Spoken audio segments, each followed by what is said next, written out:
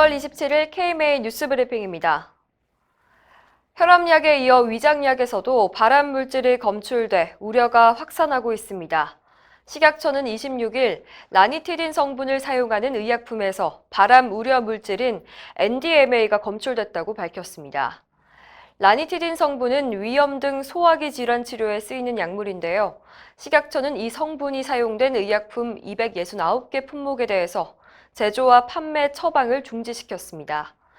문제는 식약처가 지난 16일에는 발암 물질이 검출되지 않았다고 했다가 불과 열흘 만에 완전히 뒤집는 내용을 발표했다는 점입니다. 식약처의 의약품 안전관리 능력이 의심받는 대목인데요. 의협은 즉각 성명을 내고 소잃고 외양간 고치기식에 급급한 식약처의 대응을 질타했습니다.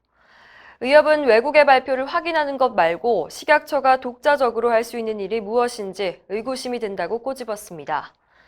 또 식약처의 부실한 의약품 관리를 지적하다가 부당하게 정직 3개월 처분을 받은 강윤희 심사관의 절규에 귀를 기울여야 한다고 강조했습니다. 식약처가 라니티딘 계열 의약품의 처방을 중단하면서 의사들은 큰 혼란에 빠졌습니다. 다른 약으로 재처방하라는 지시만 있을 뿐 구체적인 지침이 없어 의사들에게 뒷수습을 떠넘기는 게 아니냐는 불만이 큽니다. 현재 라니티딘 의약품을 복용 중인 환자는 약 144만 명으로 추산되고 있는데요. 앞으로 이 많은 환자들이 재처방을 받으러 올 텐데 정작 어떻게 하라는 안내는 전혀 없는 상태입니다. 특히 식약처는 환자가 재처방을 원할 때 본인 부담금을 면제해준다고 밝혔는데요. 여기엔 전에 먹다 남은 약을 가져야 와야만 한다는 조건이 붙어 있습니다. 환자들이 이 조건을 모른 채 무작정 재처방을 요구할 게 뻔해서 의사들은 이를 설명하는데 진땀을 뺄 수밖에 없는 상황입니다. 공중보건의사들에게 원격 의료를 강요한 것으로 알려진 충남 서천군을 규탄하는 시위가 열렸습니다. 대한의사협회는 26일 서천군청 앞에서 원격의료 시범사업과 공보의 강제동원을 규탄하는 집회를 가졌습니다. 이날 최대집 회장을 비롯한 협회 임원들과 충청남도 의사회, 서천군 의사회 회원들은 의료법을 위반하는 원격의료 시범사업을 중단하고 공보의를 범법자로 만드는 강제동원을 시정하라고 주장했습니다.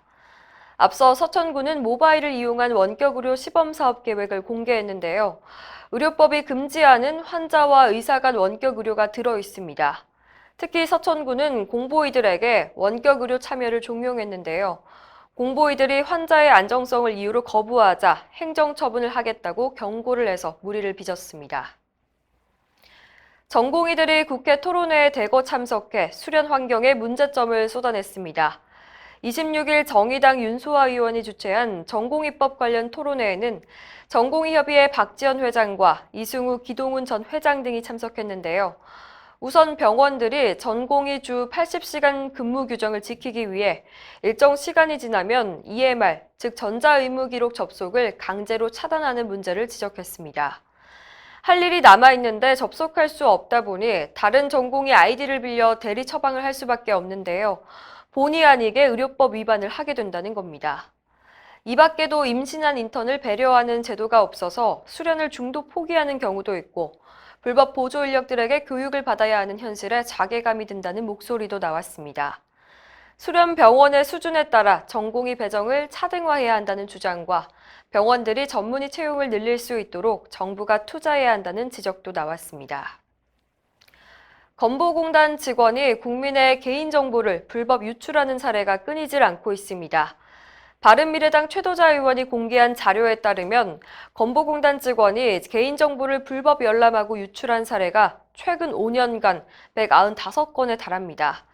수십 명의 개인정보를 빼돌려 요양원에 넘기고 그 대가로 금품을 받은 직원이 있는가 하면 친인척의 월 소득을 알고 싶어서 개인정보를 무단 열람한 직원도 있었습니다.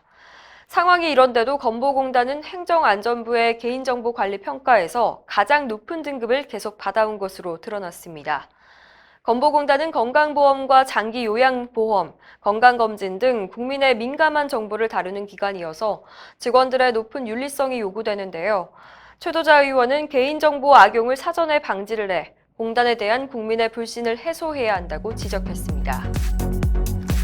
이상으로 뉴스 브리핑을 마칩니다. 자세한 사항은 의협신문을 참고하시길 바랍니다.